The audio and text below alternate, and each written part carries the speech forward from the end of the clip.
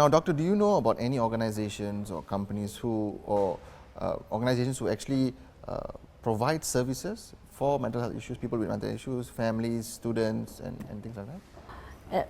In Taylor's, we have CPSC, which is our Student Services Center for Mental Health. And every university in Malaysia should have these, I think they do, have these mental health services where students can see counselors and get support. And not marketing counselors, but actual counselors, licensed counselors to get support. Then there are private centers, which can be a bit expensive, but they are private centers. But let me put this here, if they are private centers, please check with Lembaga Counsellor Malaysia to make sure the counsellors in that private centers are licensed and registered, because they are also con artists who take advantage of people in our industry. Okay, and these con artists are out there, so just check, make sure they're licensed and registered. There is Lembaga Counsellor Malaysia you can check with. There's the Malaysian Clinical Psychology Association you can check with.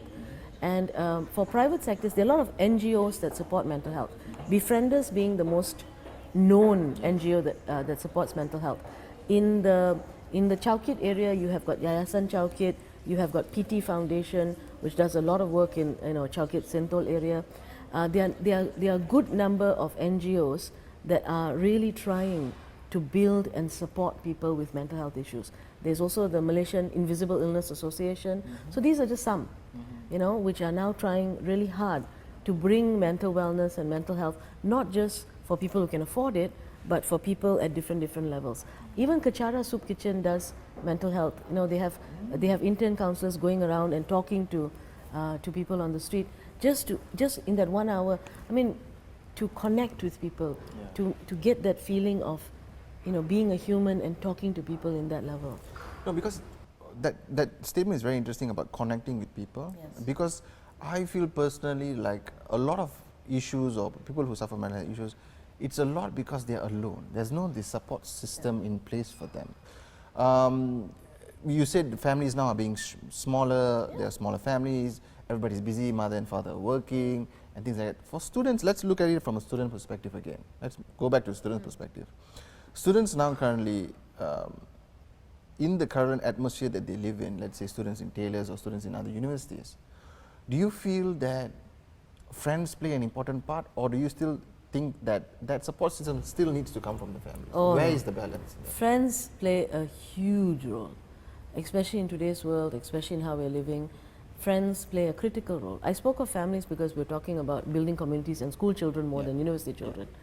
But when we're coming to teenagers and adults, friends play a critical role in mental health. Now, here's the saddest thing.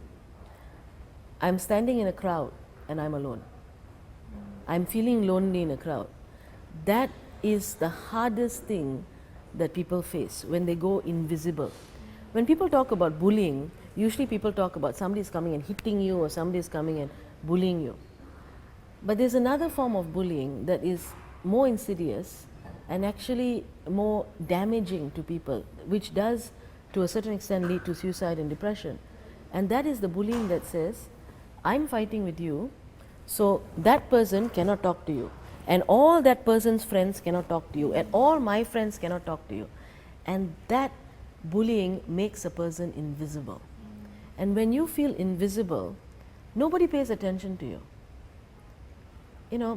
And that's horrible. It is solitary confinement in everyday life, where you can see everybody being happy and you are all alone. And this type of bullying leads to suicide, it leads to depression, and it is getting more and more common everywhere, because cameras can watch somebody hit people. Oh, but they're not doing anything. No, they're doing much worse. They're going into the brain and they're creating solitary confinement in school, in universities and in other locations. So battling this, combating this requires us to first recognize the danger of putting people and making them alone. But isn't that very tricky? Because how do counselors come in, or how do enforcement come in and say that that's not what you're supposed to be doing? Because that comes as a very personal problem. If I have a problem with someone and that leads me to not be ignored by a group of friends, How do we try to combat that? Because it's such a tricky situation.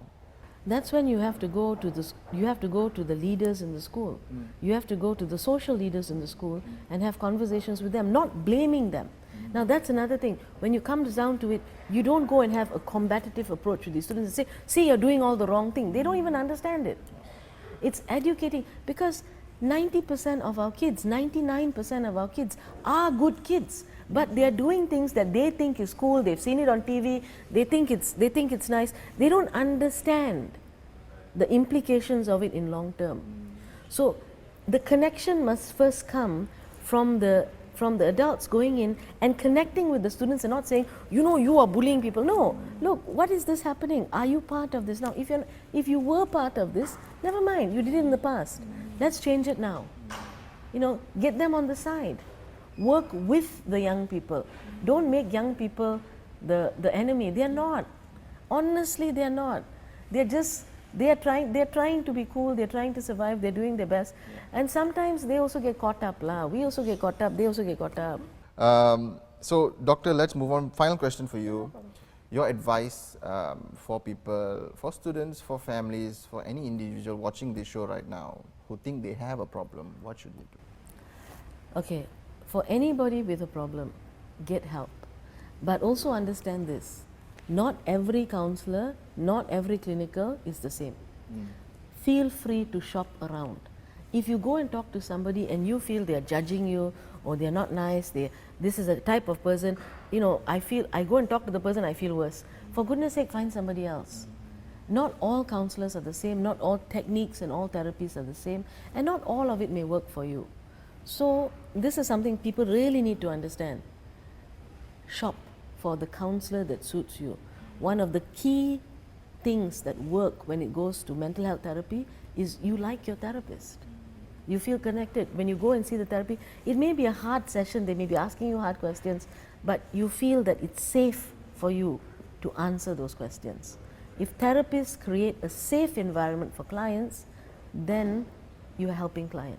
If you're unable to create a safe environment, you should not be in the area of mental health.